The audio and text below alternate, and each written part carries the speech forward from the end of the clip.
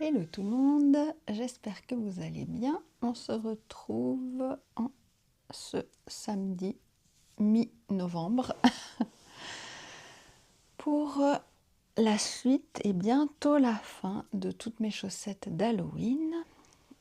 La première chose que je vous montre, c'est la chaussette bonbon que je devais finir avec un rabat Xiaoé design qu'il me semble que cette fois j'ai fait juste. Mais les rabats, ça me plaît toujours pas. Je préfère faire un montage ici et puis faire un grafting ici. Je préfère vraiment les chaussettes de haut en bas.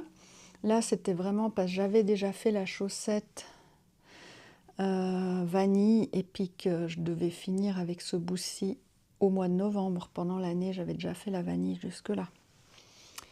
Donc voilà, les fils sont rentrés. Donc celle-ci peut aller aussi dans le petit chaudron.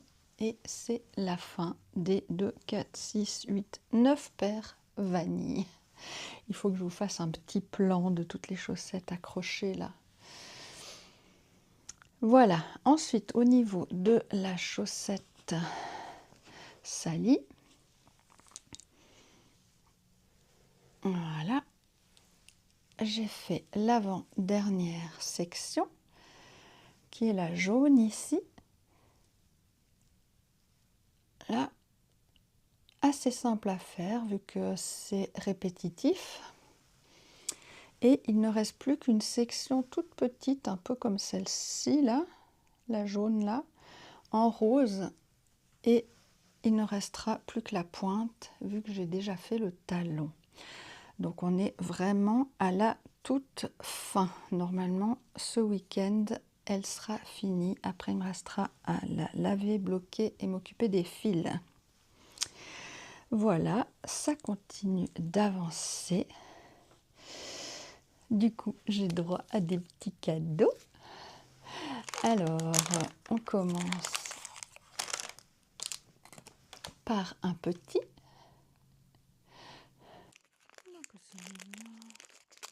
Oh, regardez-moi ça. C'est trop choupinou. Un mix de chaussettes et de bonhomme de neige. Si c'est pas trop mignon. Bon, ça fait quand même chaussettes de Noël avec le haut comme ça. Chaussettes de Noël, bonhomme de neige. Trop chou. Merci beaucoup. Hop, je garde toujours les autocollants.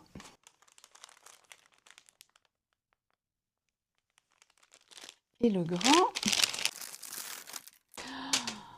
Oh, mais est-ce que c'est beau. Mais est-ce que c'est beau. Oh là là, regardez ça. De nouveau un sac. Oh, puis il y a quelque chose dedans. On va regarder ça après. Je ne regarde pas. D'abord le sac. Alors, très hivernal. Là, on a un sapin. On a ici en bas des lapins avec des écharpes. Des boules de neige. Bien sûr, là en bas, le renne. Non, mais c'est trop joli. Trop joli. Et le tissu dedans, trop sympa, c'est des lugeurs. Alors là, si elle suit, ce que je pense qui est le cas, ma chaîne depuis le début, la quantité de fois où je vous ai fait des images où je fais de la luge, parce que j'adore monter en raquette et redescendre en luge. Et j'ai plein de bouts de vidéos où je fais de la luge. Oh là là, c'est trop bien. Mais dites-moi, serait-il pas réversible ces sacs? Presque, hein. Mais alors là, ce serait dur de choisir. C'est selon le projet. Selon le projet, je peux l'utiliser comme ça. Et sinon, comme ça. C'est trop bien. En plus, ça me double mes esthétiques de... J'appelle ça déroule-pelote, mais sac à projet. Non, mais trop joli. Merci infiniment. Oh là là.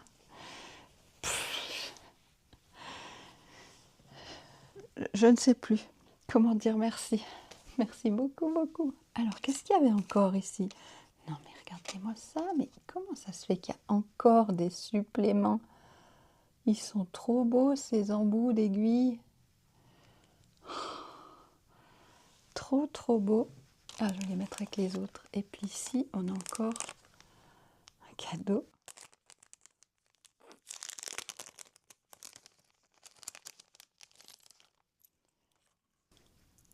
Ben oui, un cadeau.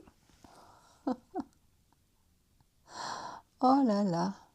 Ah ben, je suis parée pour l'hiver, je suis parée pour la saison de Noël. Merci infiniment, infiniment.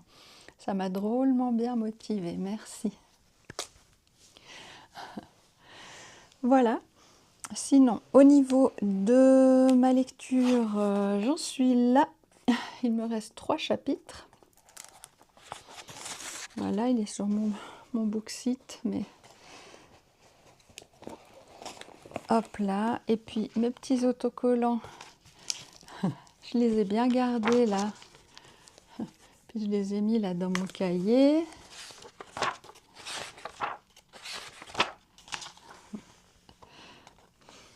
Peut-être que vous ne voyez pas le lien avec Frankenstein et un petit lapin de la forêt, mais il y a tellement de descriptions de la nature et ils retrouvent tellement le bonheur à chaque fois qu'ils sont en nature que je trouve qu'au final, ces autocollants très romantiques, très doux, très nature, ça va aussi très bien avec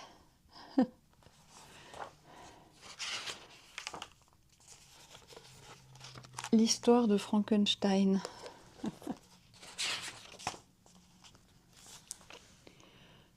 Voilà. Du coup, je vais récupérer encore ceci pour compléter. Et puis, je vous avais pas redit, mais c'est l'illustratrice Esther Benning que j'adore, autant pour les puzzles, là, le cahier. Voilà.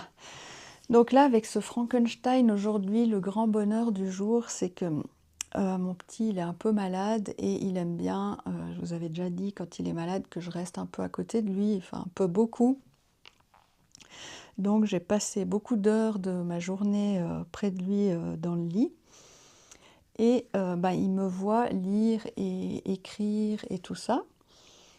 Et aujourd'hui, il m'a demandé de lui raconter l'histoire. J'allais recommencer à lire. Il m'a dit « Ah, mais tu peux pas me lire à voix haute et tout ?» J'ai dit « Mais alors, il faut que je te raconte le début de l'histoire. » Et puis, j'ai repris mon cahier qui résume là, puis je lui ai raconté l'histoire. Et il était tellement intéressé. À chaque fois, il avait un avis, une supposition. Il disait « Ah, mais alors, c'est lui qui a fait ça.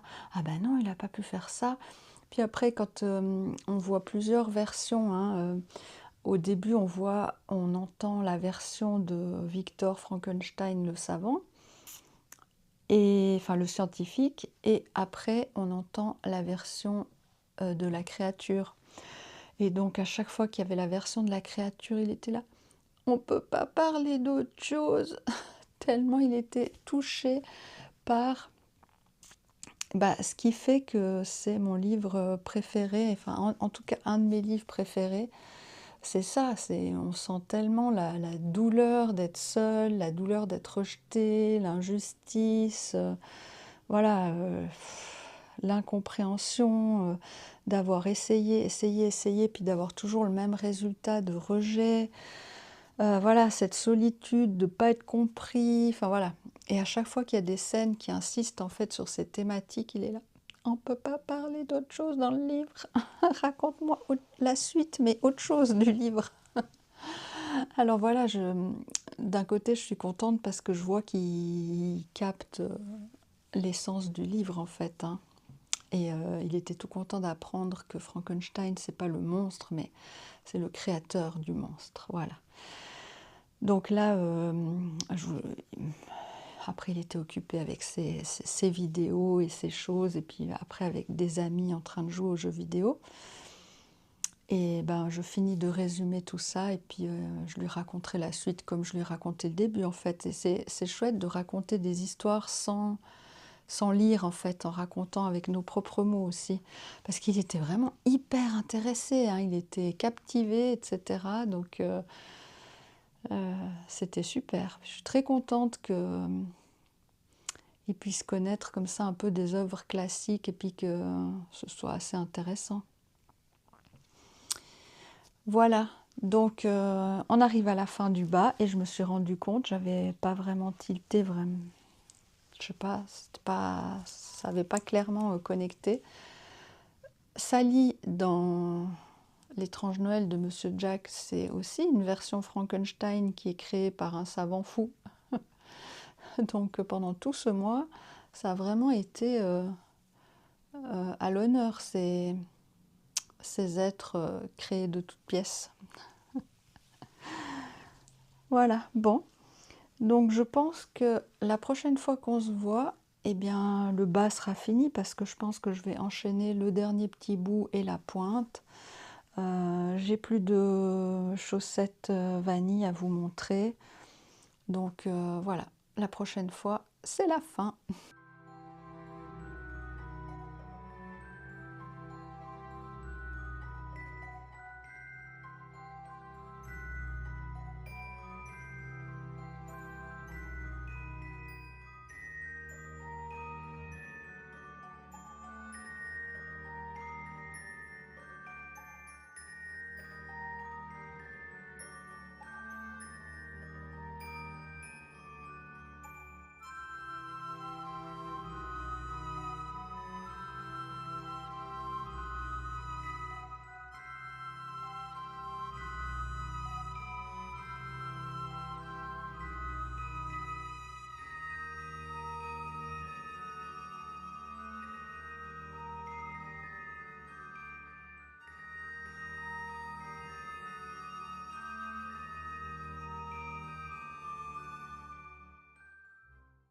On se retrouve en début de semaine, la dernière du mois de novembre, en tout cas la dernière entière.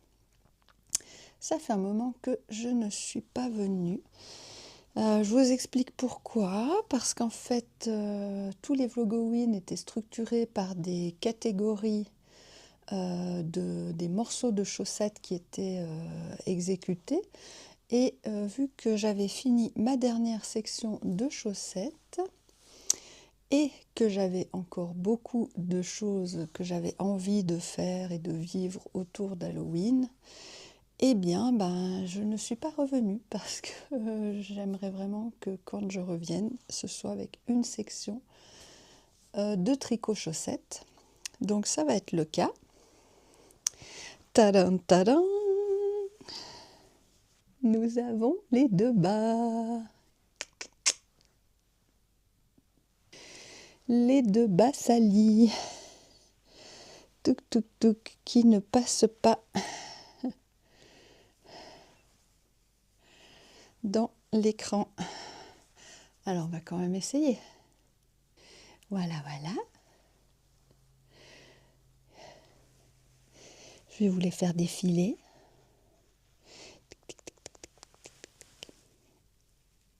Et voilà. J'essayerai de faire des images où je les porte parce que là, en pantalon cargo noir, ça va être compliqué. Je vais plutôt mettre une jupe et vous insérer quelques images. Très très contente de les avoir finies. En ce moment, on a bien froid dans la maison. Moi, je souffre beaucoup de l'humidité. Je suis très très sensible à l'humidité. Ça veut dire que quand il fait 22 dans la maison, moi je gèle. Mais littéralement, j'ai le nez gelé, les mains gelées, tout qui gèle. Et je sens que par exemple, en dessous de mon jeans, je sens le froid qui vraiment traverse ma chair jusqu'à l'os. Quand je dis être gelé jusqu'à l'os, vraiment, je ressens cette expression. Et du coup, je me dis, en dessous de mes jeans, je vais pouvoir mettre ça. Déjà, ça fera la moitié de la jambe qui est bien couverte. Donc voilà, très contente. Dernier bas. Ce qui veut dire que j'ai droit à mon dernier petit cadeau. Donc, un petit ici. Oh, mais ils sont trop mignons. Oh là là. un petit gant bleu et un petit bonhomme de neige qui skie. Trop chou. Merci beaucoup. Ça va trop bien avec mes coloriages du moment. Oui, parce qu'il a neigé et il y a de la neige partout là, si je regarde dehors. Et celui-ci, toujours offert dans le gros colis que j'avais reçu d'une d'entre vous. J'étais obligée de sectionner les cadeaux, de les répartir. Le dernier. Oh mon Dieu. Oh mon Dieu, mais regardez-moi ça. Oh mon Dieu, la beauté. Waouh, waouh, waouh, waouh, waouh, waouh, waouh, waouh, waouh, waouh, waouh, waouh, waouh. Ah non, mais c'est molletonné. Non, mais c'est hallucinant, donc.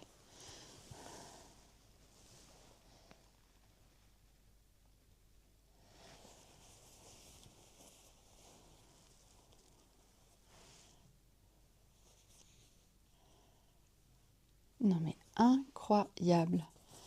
C'est tout molletonné, recousu par-dessus.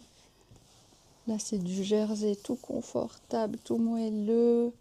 Incroyable. Oh là là. Non, mais c'est rigolo que ce soit le dernier, puis qu'il soit d'un format, d'une conception différente des autres. Ça fait jusqu'au bout, j'aurais eu que des waouh et que des surprises. Encore un merci, mais infini. Vraiment incroyable. Merci beaucoup, il est magnifique. Je me réjouis d'être à Pâques pour l'utiliser. Magnifique. J'en ai eu pour toutes les saisons, pour tous les goûts, pour tous les formats. Je n'ai pas de mots tellement je suis gâtée. Merci, merci, merci. Je fais pas trop long vis-à-vis des autres, de vous, pas que ce soit embêtant. Mais j'ai encore le dernier cadeau de mon calendrier. Voilà, je fais vite. C'est un patron de chaussettes de Heineke Design, la même personne qui a fait le modèle des Salisok. Celle-ci là que je viens de finir, qui vient donc du livre Nightmare Before Christmas de Tanis Gray et qui est fait donc par Heineke Design. Et donc j'ai reçu déjà, enfin je me suis auto-offert déjà pendant ces Vlogoween d'autres patrons de bas de cette designer. Donc voilà, les Hugo Sock avec les têtes de mort qui fait un peu Dia de los Muertos. Donc je me réjouis. Donc ce qui va se passer, c'est que je vais pouvoir tester cette première paire de bas, je n'en ai pas, pour voir si c'est quelque chose qui me convient au porter en fait. Est-ce que j'aime bien porter des bas ou est-ce que je reviens sur uniquement des chaussettes et soquettes? Donc déjà ça. J'ai une autre paire de bas qui est en cours pour Noël, donc j'en aurai deux en fait à tester, on verra. Donc voilà, petit chaudron. Au niveau des fils, en fait je suis multi-intérêt, je suis intéressée par plusieurs loisirs créatifs et j'essaye toujours de mettre les chaussettes en premier. Ensuite, s'il y a d'autres choses qui concernent le fil, donc que ce soit laine, coton, autre. Et ensuite, je passe aux autres loisirs. Comme ça, les gens peuvent quitter quand ça ne concerne plus les laines ou les fils. Voilà. Donc, au niveau des fils, chaque année, je fais des petits amigurumi pour Halloween. Je vous les ai présentés chaque jour dans les Vlogoween, évidemment. Il en fallait un petit cette année. Ta-da! La petite momie. Donc, j'ai pris le modèle j'ai pris le modèle le plus simple. Je vous mets ici le patron du set de Aradia Toys, Olka Nowicka, un set d'Halloween mini, je crois que c'est le 3e. Et donc, j'ai pris le plus simple, vu que Halloween était déjà passé, qu'on est un peu en manque de temps. Voilà. Et je vous ai fait plein de petits morceaux de vidéo pendant que je réalisais le petit amigurumi. Donc ça m'a pris tout d'un coup un après-midi, ça m'a pris, je me suis décidée à faire ça et je l'ai fait sur 2 jours. Donc tout est très simple, la tête, une tête classique, le corps, on a juste, je ne sais pas si vous verrez, mais on a des genres de bandes, l'impression de bandelettes comme ça, en piquant juste dans les brins avant ou arrière, etc. Je ne veux pas trop révéler, mais c'est une histoire comme ça qui donne cette impression d'avoir du relief sur le corps.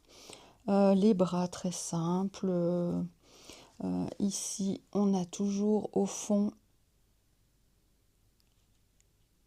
un petit relief en plus qui fait que le bonhomme tient debout tout seul. Et ensuite, ce qui a pris énormément de temps, c'est les bandages. Donc là, c'était très intéressant pour moi parce que c'est fait avec la technique du crochet tunisien que j'avais jamais expérimenté, que j'ai trouvé très agréable à faire, très sympathique. Et vu que la largeur de la bande est restreinte, on peut tout à fait faire ça sur son crochet normal. On n'a pas besoin d'un crochet qui est utilisé pour le crochet tunisien, qui normalement sont beaucoup plus longs en fait. Parce que si j'ai bien capté ce que j'ai vu passer ces dernières années, on a l'ouvrage qui repose sur l'aiguille du crochet tunisien, comme avec une aiguille à tricoter en fait, tandis que le crochet entre guillemets normal, l'ouvrage est dans les airs et il y a juste la maille qu'on est en train de faire qui est sur le crochet. Donc vu que la bande n'est pas très large, eh bien on pouvait tout à fait faire ça avec un crochet normal. C'était vraiment très intéressant, par contre très long, parce qu'il a fallu que, je ne donnerai pas le chiffre exact, mais il me fallait plus d'1 mètre, moins d'1,50 m, plus d'1 mètre, voilà, pour faire mon petit personnage. Et ensuite il y a eu bien la couture qui prend toujours un peu de temps, mais ça va. C'est franchement dans cette gamme d'amigurumi là de Aradia Toys, il y a eu bien pire. Celui-là c'est vraiment un des plus simples et je crois qu'elle l'écrit même dans un de ses commentaires du patron. Voilà. Donc celui-ci clôt la série pour Halloween. Donc il a quand même pu rester là un petit moment avec les copains.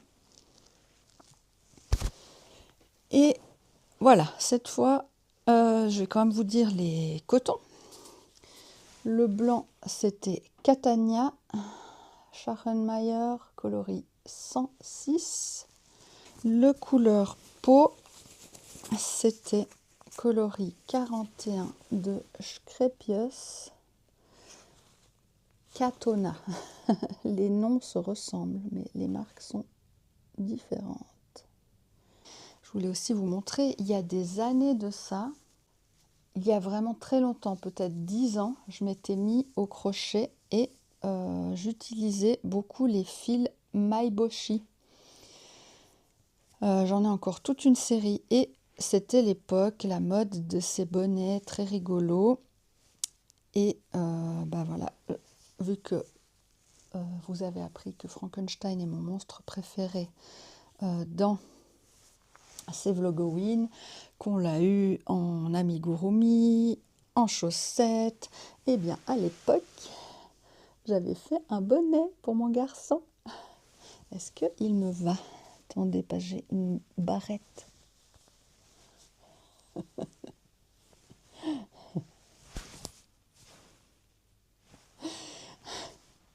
Je me souviens que ça avait été long de faire ses cheveux.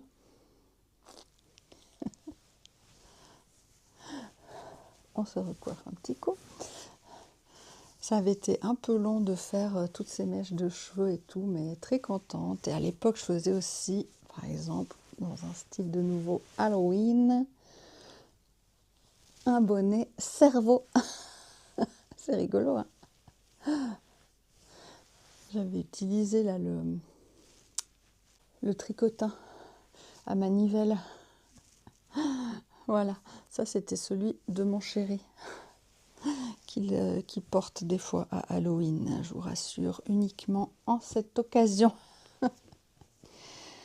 Voilà, cette fois pour les fils, c'est bon.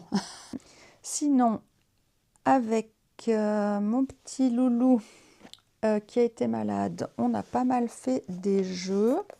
Donc, j'ai toute une collection de petits jeux comme ça, de la marque Helvetia. Donc, nous, on a joué à Kariba.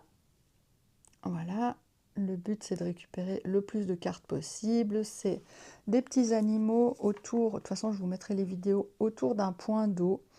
Et puis, on doit récupérer certaines valeurs, certains animaux. On a joué à Winston, dont le but est de faire le chien saucisse le plus long et de pouvoir le récupérer. Et on a joué à Go Town, dont le but est de faire l'immeuble le plus haut possible. Mais là, attention aux enfants qui n'aiment pas qu'on leur casse leur jeu, parce que là, on peut piquer des cartes chez l'autre, détruire son immeuble, etc. Donc attention aux susceptibilités. On a encore un petit jeu de la même gamme qui s'appelle Kawaii, mais on n'a pas pu jouer parce qu'il faut être 3. Donc là, on parie sur certaines sortes de glaces. On a le Kinoko. Donc on n'a pas joué, mais très bien aussi, où là... c'est dans celui-ci qu'on ne voit pas ces cartes. Oui, on ne voit pas nos cartes, mais on doit faire des déductions en voyant les cartes des autres.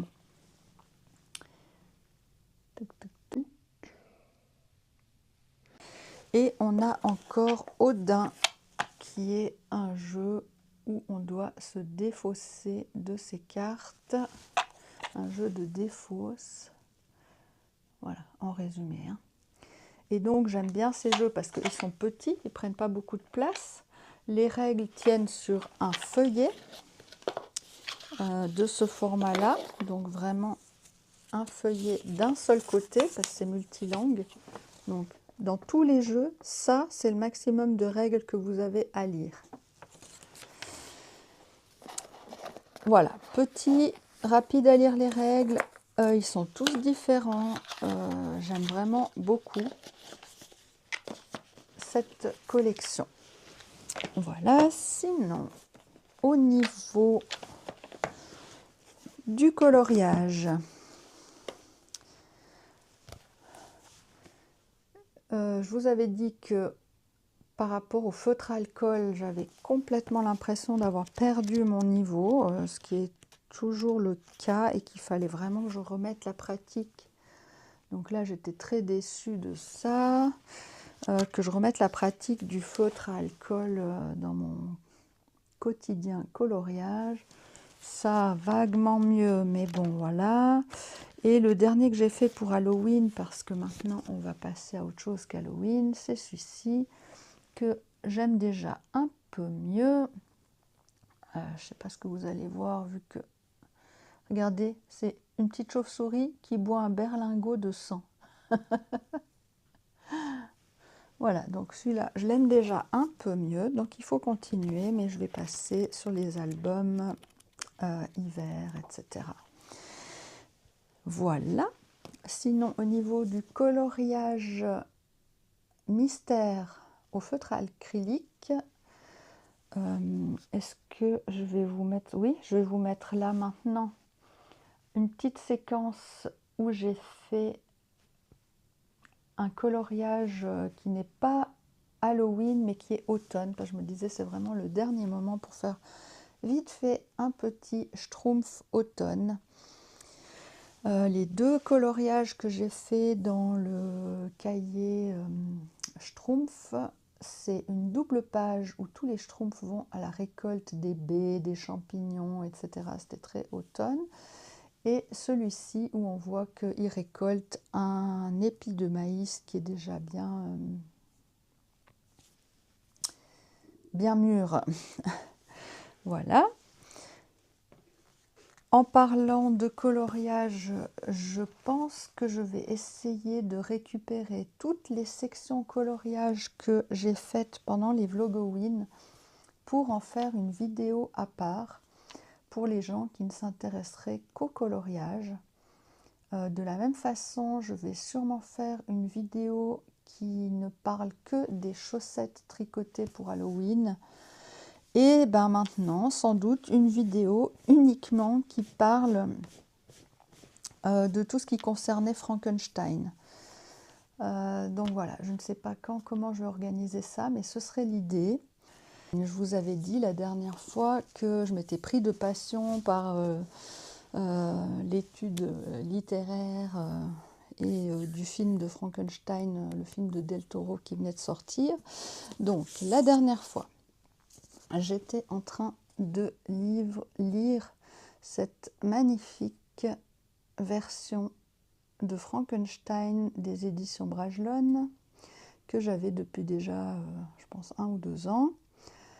Et cette version, je vous avais déjà dit, il y a eu 3 versions de Frankenstein, 1818, 1821, 1834. 18 et 21 se ressemblent beaucoup. Il y a eu juste quelques corrections mineures. Et la version de 1831, je l'écoutais à l'audio. Et chaque fois que j'avais fini de lire un chapitre, j'écoutais le chapitre en audio et j'avais pris des notes dans mon petit cahier. Ici, j'ai fait tout ça de prise de notes, de comparaison, j'ai fait des tableaux, des petits schémas. Voilà, je me suis prise de passion pour tout ça. Et donc, la grande différence entre 1818 et 1831, juste entre les versions du livre, c'est des différences de chapitrage et des différences par rapport à la morale, en fait. Par exemple, le personnage féminin du livre, à un moment donné, c'est une cousine. Mais vu que ça commençait à être mal vu de se marier avec sa cousine à cette époque-là, eh bien, j'espère que j'ai pas fait trop de bruit avec mon micro. Eh bien, c'est devenu une fille adoptée, par exemple, des différences comme ça. Je me rappelle plus trop qu'est-ce qu'il y avait comme différence de tête maintenant. J'ai écrit par exemple en rouge les différences avec le film et en vert les différences, donc différence de chapitrage, cousine orpheline. Il détaille plus certaines choses. C'est vraiment des détails. Le petit frère qui veut être militaire au lieu de vouloir être avocat ou je ne sais quoi. À un moment donné, Victor, enfin voilà, ils vont à Chamonix en famille et dans l'autre version, il y va tout seul. C'est aussi des changements un peu mineurs. Par contre, le moment aussi où Justine, où la créature va rencontrer un des personnages qui va être sa victime, il est beaucoup mieux expliqué et détaillé, mais le moment reste quand même le même dans le fond. Voilà. Des précisions pour que ce soit plus compréhensible. Voilà. Donc vraiment des changements mineurs quand même, ça reste Frankenstein. Hein. Et je vous disais que j'attendais la version de Mina Lima, dont on fait la collection avec mon fils. On a déjà lu donc les contes d'Andersen, Le Magicien d'Oz, très intéressant quand on regarde Wicked. On a fini Alice au Pays des Merveilles, on est en train de lire De l'autre côté du miroir. On a commencé Peter Pan et il a reçu le livre de la jungle. Il me semble que j'ai rien oublié. Et donc là, évidemment, fan de Frankenstein, vraiment un de mes livres, si pas mon livre préféré. Il me fallait cette version. Donc, je vais tourner la caméra pour vous montrer le contenu. Autant la dernière fois, je vous ai montré un peu vite fait, autant là, j'ai vraiment envie de vous montrer tout le livre.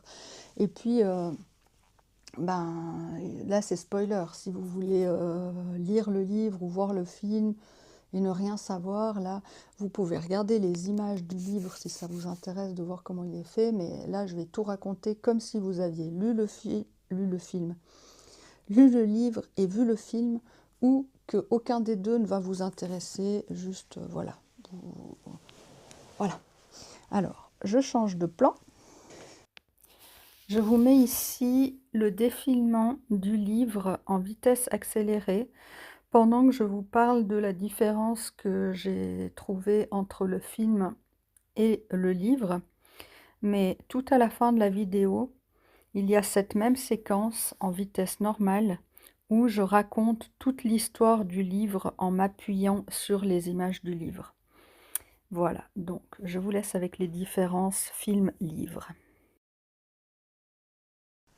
Maintenant, le film, la différence que j'ai trouvée par rapport au livre, que quand j'ai lu ce livre, j'ai vraiment eu un coup de cœur et c'était vraiment devenu un de mes livres préférés parce que on y retrouvait vraiment cette profondeur de souffrance, jusqu'où on peut aller quand on souffre, le côté très l'âme humaine qui a du bon, qui a du mauvais. Il y a un côté aussi très romantique.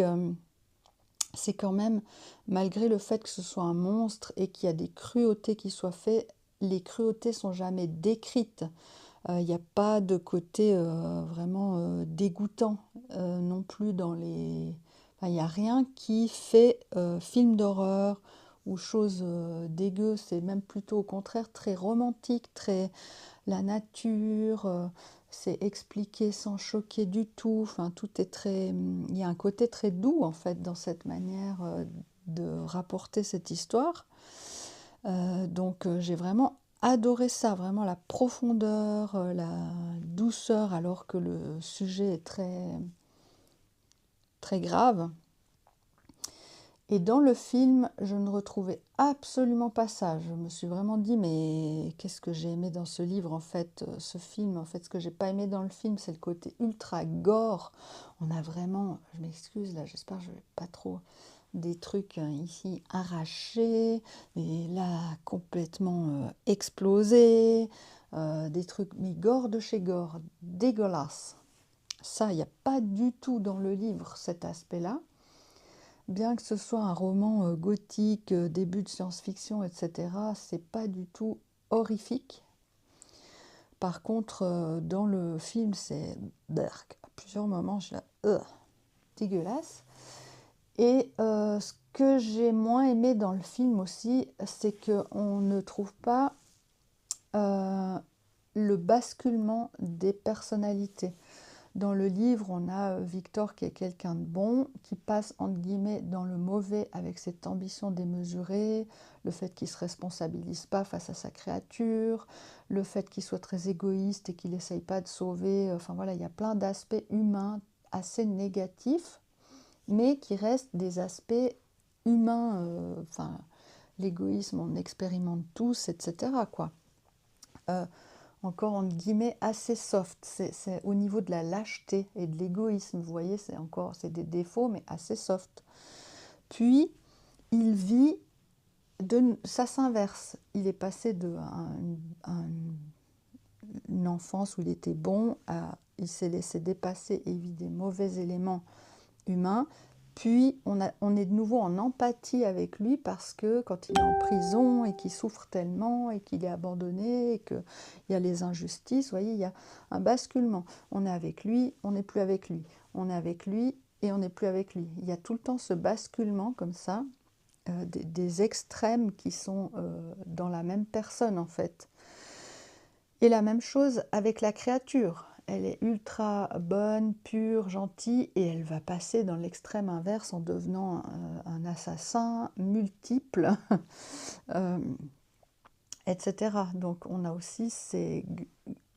On est avec eux, puis on n'est plus avec eux. On est de nouveau de leur côté, puis on n'est plus de leur côté. C'est cette empathie qui va et qui vient dans les deux personnages. Et c'est hyper intéressant parce que ça montre qu'on a tout en nous, le bon et le mauvais. Dans le film, je trouve que c'est nettement moins marqué, voire pas inexistant, mais très très peu marqué, dans le sens où on nous fait comprendre que Victor Frankenstein c'est le méchant, la créature, elle est bonne et c'est tout. Il n'y a pas tellement de basculement à l'intérieur autant extrême que dans le livre.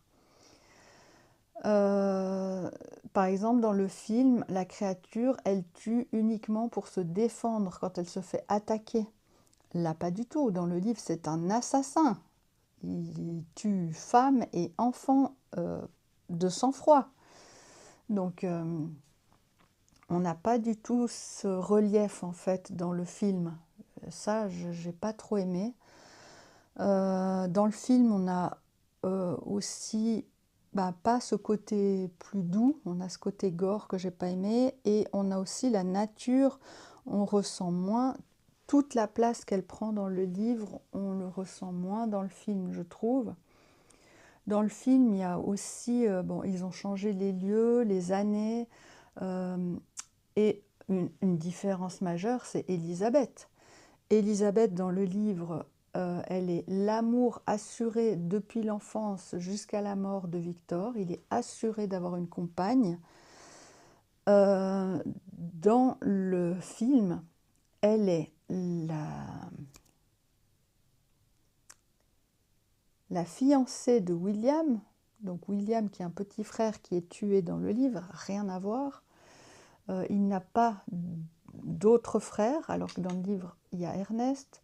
Il n'y a pas son ami Clerval. Enfin bref, ils ont tout résumé en un personnage qui est William. On dirait qu'ils ont voulu mettre les frères, l'ami, etc.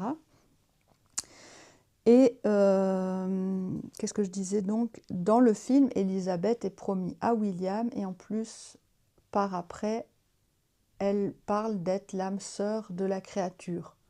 Rien à voir le rôle d'Élisabeth dans le livre ou dans le film. Dans le film, elle est très instruite, très intelligente, elle a beaucoup de personnalité. Dans le livre, elle est très gentille et tout, mais elle n'est pas passionnée par quelque chose. Son destin est tout tracé.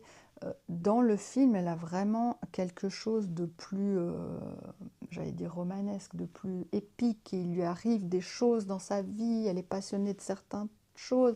Elle hésite à un moment donné entre les deux frères, mais ça passe très vite quand elle voit combien il est cruel dans le film. Donc elle a un tout autre rôle, c'est un autre personnage en fait. Élisabeth, rien à voir. Aussi, Victor, dans le livre, je vous parlais de ses défauts qui sont très humains, être égoïste, être lâche, etc. Tandis que dans le film, il a un côté mais toxique, atroce, dans lequel, dans le livre, on peut reconnaître l'égoïsme qu'on peut vivre, la lâcheté qu'on peut vivre soi-même, etc. Mais dans le film, il atteint un degré de toxicité où là, vraiment, il va vouloir assassiner la créature uniquement parce qu'elle n'est pas assez intelligente ou qu'elle ne correspond pas à ses attentes. Enfin, des trucs vraiment d'un... elle lui fait porter le chapeau du meurtre d'Élisabeth et de son mécène alors que la créature n'a rien à voir là-dedans. Enfin, on dépasse le stade où on peut se reconnaître. On ne peut plus se reconnaître dans ça, à part si on est quelqu'un de complètement tordu, peut-être.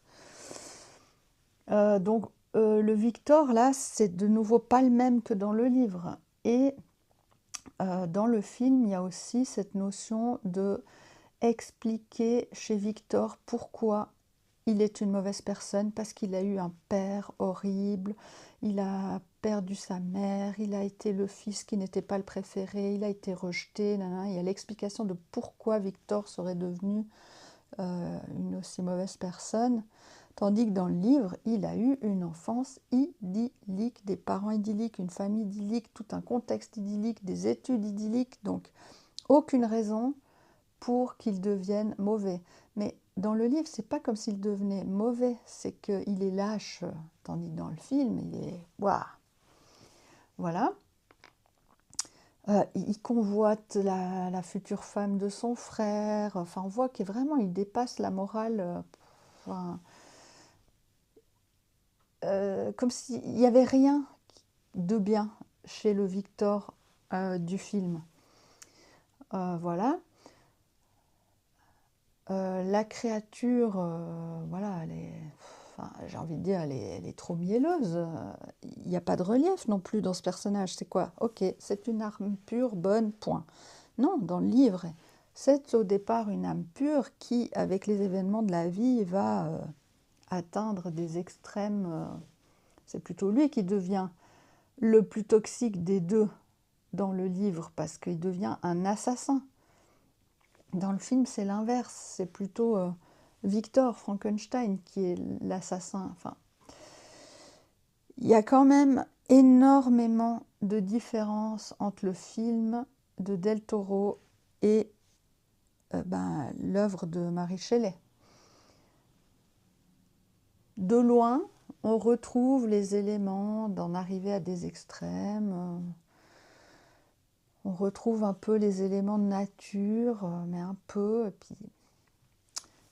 Enfin voilà. J'ai regardé 2 fois le film pour être bien sûre de ce que je ressentais, des impressions que j'avais, etc. J'ai lu une version du livre, écouté une autre version de livre. Donc, j'ai pas mal fait le tour. Voilà. Donc, le film, par contre, j'ai trouvé qu'il était extrêmement beau à voir. Les images et tout, c'est extraordinaire. C'est vraiment... J'aime bien le film, mais le film en lui-même, pas le film comparé à l'œuvre originale. Là, pas. Je préfère... C'est 2 choses différentes pour moi. Donc voilà, pour Frankenstein. Et une dernière chose à laquelle je pense, c'est je commence à faire mes petits calendriers de l'Avent et il y a une d'entre vous qui va recevoir ça. J'ai pas le droit de dire qui c'est toujours, mais évidemment, la personne qui m'avait fait l'énorme colis avec plein de cadeaux. Donc, je dois tout transférer dans un plus grand carton avec plus de protection. Donc, je vous montre vite fait les paquets. Je me réjouis trop de l'imaginer, ouvrir tous ces petits paquets. Mais moi, je n'aurai pas les vidéos. J'espère que ça lui plaira. C'était vraiment... Je comprends ce qu'elle dit. C'est vrai que c'est tellement chouette de faire les paquets pour les autres.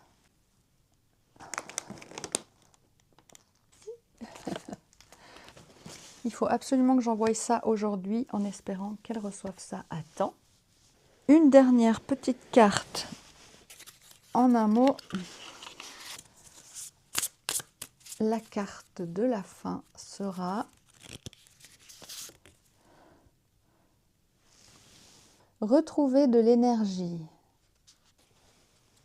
En dos de deck, célébration. Donc, je vous souhaite que en cette période de fin d'année où on va célébrer les fêtes de fin d'année, cela vous permette de retrouver beaucoup d'énergie. Et c'est sur ça que je vais vous laisser. Je vous remercie beaucoup de m'avoir accompagné pendant tous ces Vlogoween, After Vlogoween. C'était très très chouette de vous partager tout ce qui me passionne dans Halloween. Et je vous dis à tout bientôt, soit pour des vidéos thématiques, soit pour des vidéos Vlogmas ou Noël, je ne sais pas encore. Prenez bien soin de vous et à bientôt. Voilà. Hop, je vais essayer de bien cadrer.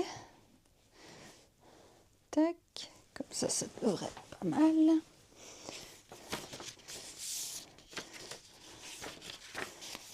Voilà, la collection là, Minalima, Flammarion. Voilà, et du coup, ça c'est la version de 1831.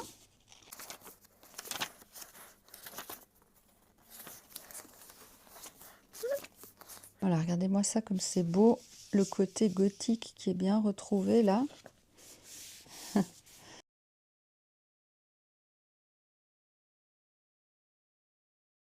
C'est Robert Walton qui écrit à sa sœur depuis Saint-Pétersbourg, puis il rêve de vie en mer, d'expédition. Il rêve de découvrir une route vers le pôle Nord et de découvrir comment fonctionne le magnétisme et tout ce qu'il vit pour mener à bien son expédition. C'est une imbrication de lettres en fait, de récits dans des lettres. Évidemment, c'est quelque chose de dangereux. Voilà, les 3 premières lettres, ça parle surtout de ça. Et à partir de la 4e lettre, là, ils vont découvrir Frankenstein, en fait, qui est donc le scientifique, échoué sur un bloc de glace dans l'eau avec des chiens de traîneau, qui est un peu mourant. Et donc, c'est à partir de ce moment-là que Victor Frankenstein va commencer son récit de son histoire. Alors ici, ce sont apparemment les parents de Victor Frankenstein qui sont en Italie. Donc on y découvre toute son enfance qui a été très heureuse avec un père et une mère aimants qui étaient très souples sur l'éducation, donc pas du tout stricts, qui laissaient beaucoup leur enfant étudier de la manière qui leur convenait le mieux, sans règles vraiment trop strictes. Et ils ont adopté Elisabeth, Victor, la maman Elisabeth.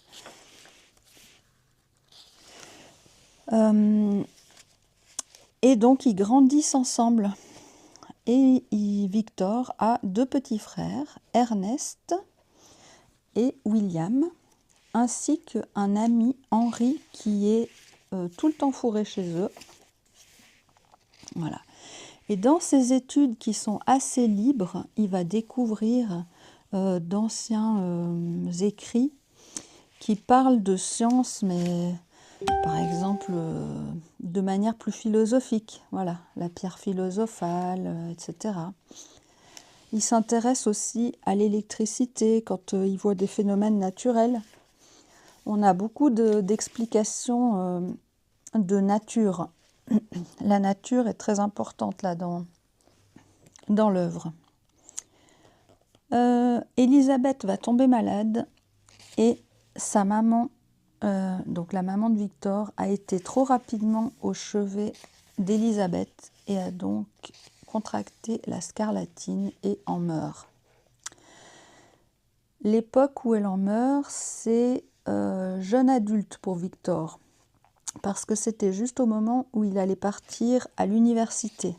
Donc là, on voit Elisabeth et un ami, sans doute Henri ou un des frères, mais pas William, parce que William est tout petit, entre bébé et 5 ans.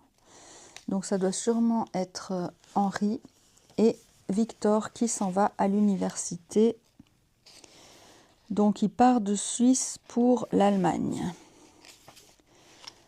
Là, en fait, on va lui dire que toutes ces études qu'il a menées un peu par lui-même sont à laisser tomber et qu'il faut tout reprendre à zéro. Parallèlement, ça c'est un des professeurs qui est très dur. Parallèlement, il y a un autre professeur qui est vraiment plus bienveillant et qui va vraiment le prendre sous son aile. Il va faire des progrès fulgurants et ce qui l'intéresse, c'est pas de ramener les morts à la vie, c'est de créer la vie en fait. Donc voilà, il va commencer à être pris de passion vraiment. Il aura cette ambition démesurée de créer la vie, voilà, de se prendre pour un dieu quelque part. Et voilà, là on voit qu'il va devoir chercher des morceaux de corps, etc. Et dans cette ambition et cette passion, on voit que son corps se transforme. Plus sa passion grandit, plus son corps se transforme. Il a les yeux qui sortent des orbites, il devient tout maigre, il pense plus à manger. Enfin voilà, il devient un peu lui-même monstrueux physiquement. Et il perd également toute émotion. Par exemple, il n'est pas du tout dégoûté de toucher tous ces morceaux de cadavres, etc. Il perd un peu en humanité. Je trouve qu'à ce moment-là, on voit qu'il a comme lui-même un côté monstrueux qui se développe. Pendant ce temps, évidemment, il perd aussi contact avec sa famille, il perd vraiment un peu le côté humain. Ce côté ici, machine qu'on voit, non, il n'est pas du tout décrit dans le livre. En fait, à aucun moment dans l'œuvre, on sait comment il a créé la créature. Et ça s'explique par le fait que Robert Walton, qui l'a recueilli sur son bateau, est plein d'ambition et prêt à beaucoup pour atteindre son objectif. De la même manière que Victor était plein d'ambition et prêt à tout pour atteindre ses objectifs. Sauf que Victor, il a l'expérience que ça tourne mal de se laisser emporter comme ça par son ambition. Et il essaye de partager cette leçon avec Robert Walton. Et c'est pour ça que à aucun moment il explique comment il a créé la créature, parce qu'il ne veut pas que quelqu'un recommence, vu que ça a été catastrophique de faire ça. Donc on sait qu'il a été passionné par l'électricité en voyant des éclairs plus jeunes. Vous voyez, il y avait l'image de l'arbre là. Enfin, vous l'avez vu passer. On sait qu'il a étudié plein de choses sur l'anatomie, la biologie, la physiologie, etc. Mais à aucun moment il parle qu'il anime avec de l'électricité ou autre. Voilà. Donc l'image là, elle provient, je trouve, plus des films qui ont créé cette image de Frankenstein en fait qu'on connaît. Et ici, dans le livre Minalima, on a des animations. Bon, eh bien moi j'ai déjà abîmé, ou quelqu'un a abîmé déjà le mécanisme ici. Mais normalement ça se ferme et ça s'ouvre en faisant ce mouvement. C'est la création de la créature. Donc Victor prend peur en voyant que la créature est vivante et en résumé il s'enfuit, et comme par hasard quand il s'enfuit il tombe sur une calèche d'où sort son ami Henri, qui vient également étudier à l'université en Allemagne, et tout le monde s'inquiétait beaucoup pour lui. Victor tombe très malade, Henri s'occupe de lui, et ensuite il reçoit des lettres. Il reçoit des lettres d'Elisabeth qui donnent des nouvelles, bref, avec des éléments importants pour plus tard. Il reçoit une lettre de son père qui lui indique que leur petit frère William, qui avait 5 ans, a été assassiné. Et Justine, la domestique, a été inculpée pour cet assassinat. Du coup, là, ça fait, je crois, 2 ans. Donc après la création de la créature, il n'a plus rien voulu étudier de scientifique et il a suivi son ami Henri dans des études de lettres et orientales. Voilà. Il a essayé de retrouver le moral après avoir été si malade et si désespéré d'avoir créé la créature. Mais après le décès de son frère, donc il rentre à Genève. Et donc on a inculpé Justine la domestique car elle avait le médaillon de leur maman décédée dans la poche. Et c'est William qui l'avait autour du cou au moment des faits. Victor, en rentrant, a cru voir dans le noir depuis sa calèche la créature. Et en pensant la voir, c'est là qu'il a fait le lien entre c'est sans doute la créature qui a tué mon petit frère et fait inculper la domestique. Donc là, c'est sans doute son petit frère Ernest qui l'accueille. Et ça, c'est le procès de la domestique Justine qui va être inculpée. Pourtant, elle l'a élevé comme son fils. Elle demande à voir Elisabeth et Victor, où là, elle explique que elle a dit que c'était elle, mais c'était pour essayer de ne pas être condamnée à mort, mais juste être condamnée à la prison.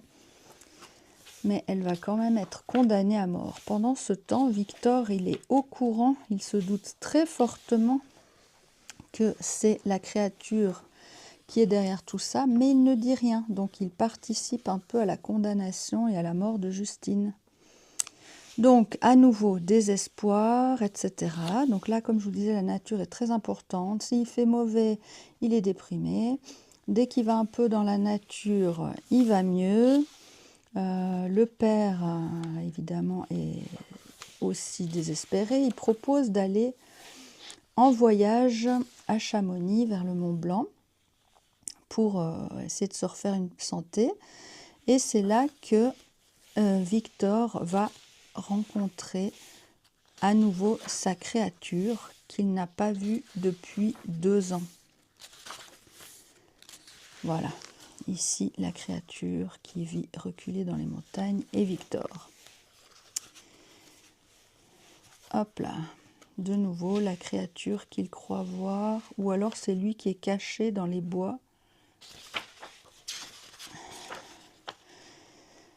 Donc, quand la créature rencontre Victor, elle lui explique comment elle s'est débrouillée seule depuis sa naissance, on va dire, sa création.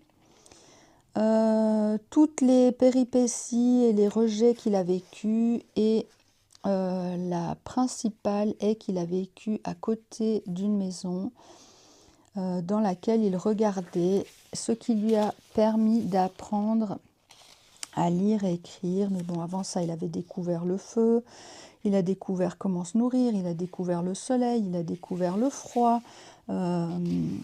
Et quand il a eu rencontré des humains, il s'est toujours fait chasser. Et là, donc, il observait cette famille à travers une bâtisse collée à la maison. Et une étrangère était venue pour rejoindre un des habitants, je résume, hein. Et cette étrangère devait apprendre à lire la langue et tout, et grâce à ça, il a également pu suivre son enseignement. Il a essayé de les aider en restant caché, donc en cherchant du bois, en déblayant la neige, voilà le bois devant la porte. Hop là, et ça c'est quand il découvre son reflet, son image dans l'eau. Voilà, hop.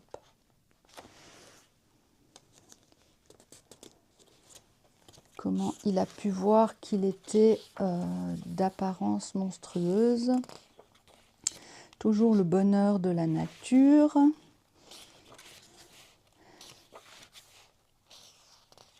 Voilà, il découvre la littérature, la musique, plein de choses en observant cette famille qui a fait un peu toute son éducation.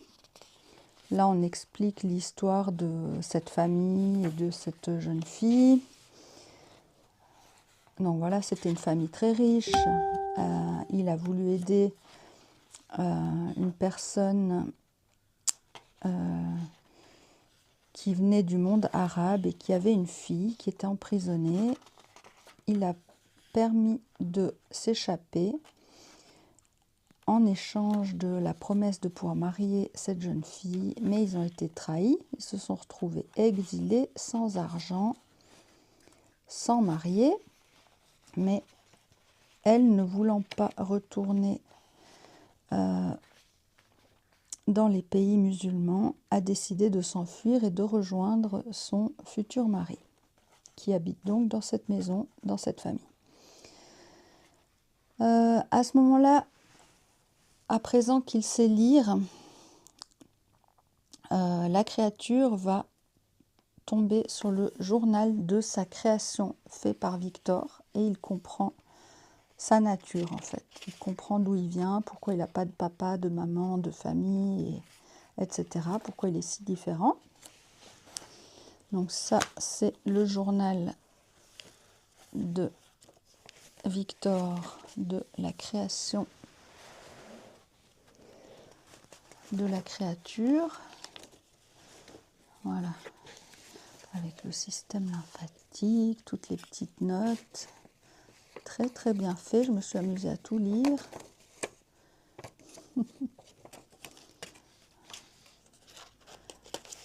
Voilà.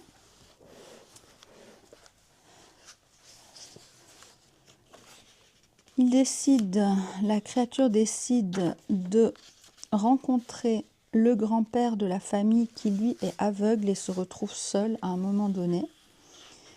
Du coup, il aura un ami, mais le reste de la famille rentre et va le chasser, hurler, le rejeter, et à partir de là, il est vraiment, il bascule de bonne âme à personne qui a cédé à la colère, à la violence, au désir de vengeance, à la haine. Il y a vraiment la bascule de la créature à ce moment-là. Il se reprend, il se dit que peut-être il a mal organisé cette rencontre et qu'il va réessayer seulement. Les gens ont fui de la maison, fou de rage, il fout le feu à tout. Ça, c'est la carte. Le père de Victor et même Elisabeth plus tard vont s'inquiéter parce qu'en fait Elisabeth, je ne vous ai pas dit, ils grandissent ensemble mais ils savent déjà depuis l'enfance que ils sont destinés à se marier, puis ils en sont très contents, c'est pas un mariage forcé ou je ne sais quoi. Le père et Elisabeth se demandent si sa mélancolie, pour pas dire sa dépression, est liée au fait qu'il se sent obligé d'épouser Elisabeth, alors que pas du tout, il est torturé par la culpabilité d'avoir créé ce monstre. Et donc il dit non, non, on va bel et bien se marier, cependant je vais partir en voyage avec mon ami Henri pendant 1 ou 2 ans. Et donc là c'est la carte de partout où ils ont prévu d'aller.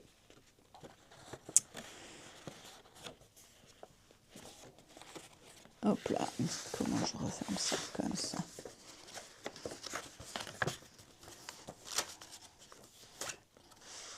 Voilà. Donc, la créature a même sauvé une fille de la noyade et il finit par se faire tirer dessus, en fait. Donc, vraiment, aucun humain ne se rend compte de sa bonté, il ne voit que sa laideur, ne le juge que par son apparence physique.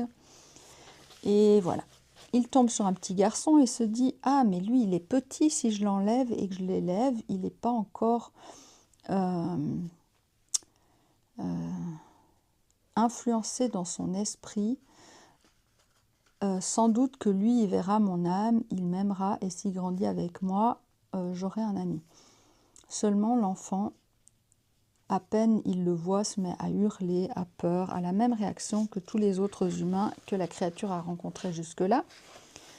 Du coup, en plus, il va dire que son père s'appelle Frankenstein, donc la créature comprend qu'il est de la famille de son créateur qui lui a donné une vie si misérable, et il va assassiner, étrangler le petit William. Donc là, vraiment, on voit il passe de bonne nature à un être mauvais qui assassine. Il y a des raisons, mais il devient mauvais. Et en plus, il aura pris le médaillon sur William et va le mettre dans la poche de la domestique Justine, ce qui fait qu'elle va être inculpée. Donc, il a raconté son récit à son créateur et il lui dit que, vu qu'aucun homme sur terre ne l'accepte et qu'il vit dans une solitude, un rejet extrême, il lui faut une compagne à son image.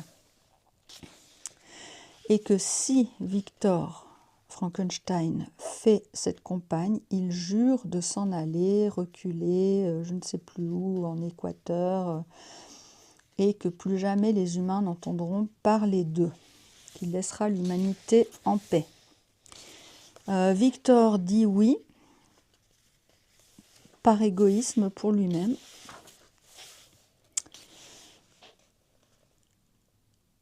Il part ensuite en voyage avec son ami Clerval, Elisabeth là qui leur dit au revoir, et il a prévu de créer la créature, là c'est le papa et Victor, à un moment donné, durant son voyage, quelque part très éloigné de toute civilisation.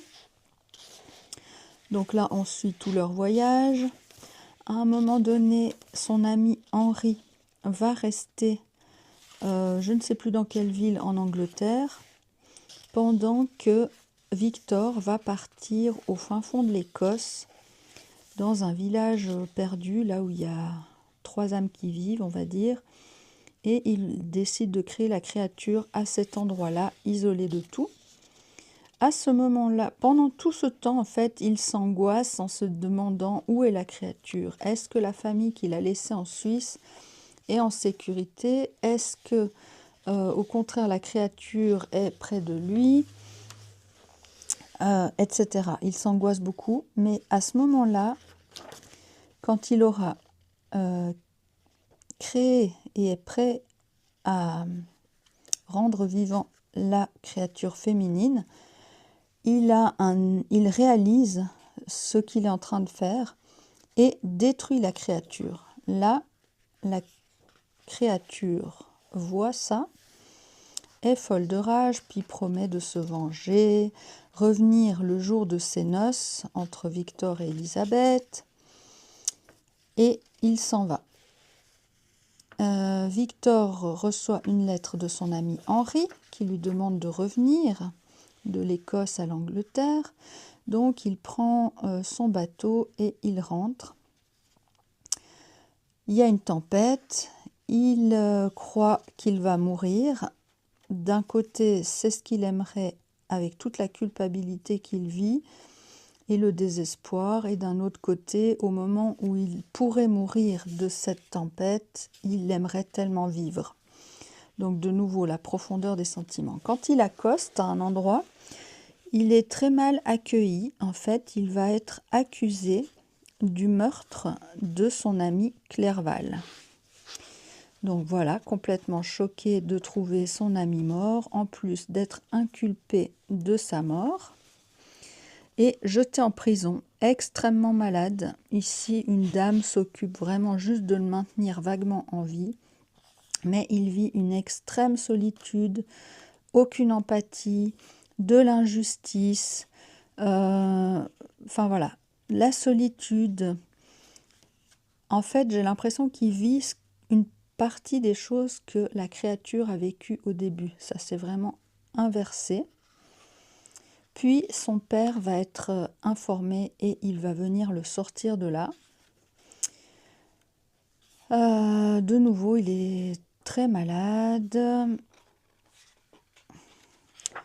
il rentre et, étant donné qu'il est rentré de son grand voyage, annonce du mariage de Victor et Élisabeth.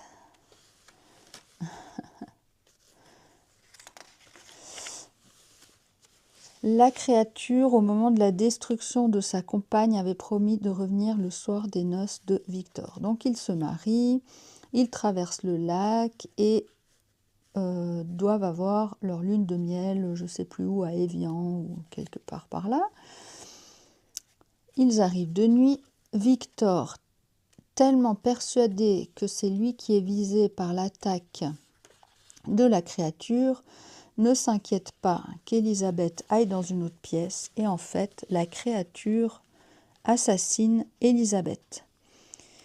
Donc il a assassiné William,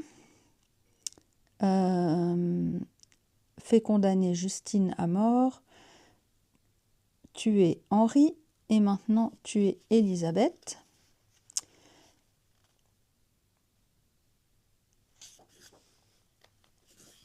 Et donc, le père, là, va en mourir de chagrin. Il reste toujours un frère qui s'appelle Ernest.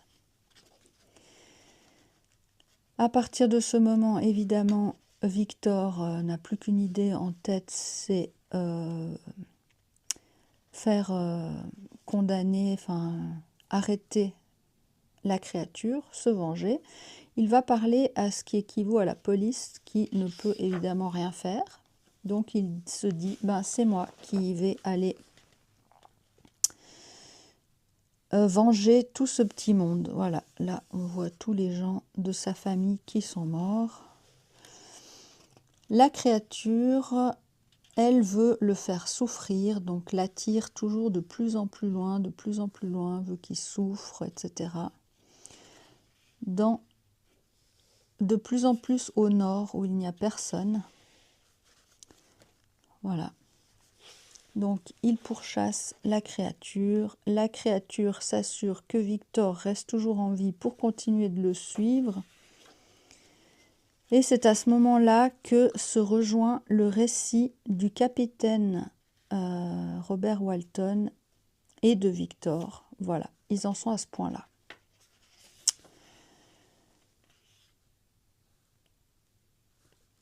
Walton, lui, a toujours rêvé d'avoir un ami, s'est toujours senti très seul. Là, on retrouve un lien avec la créature. Et en Victor, il a trouvé un ami. On a vraiment cette notion d'amitié qui s'est élaborée. Puis Victor, il essaye vraiment de faire en sorte que s'il décède avant que la créature soit détruite, il essaye de faire que Robert Walton lui promette de détruire la créature. L'équipage est très en colère parce que c'est extrêmement dangereux d'être là où ils sont et de continuer l'expédition. Et eux, ils veulent rentrer.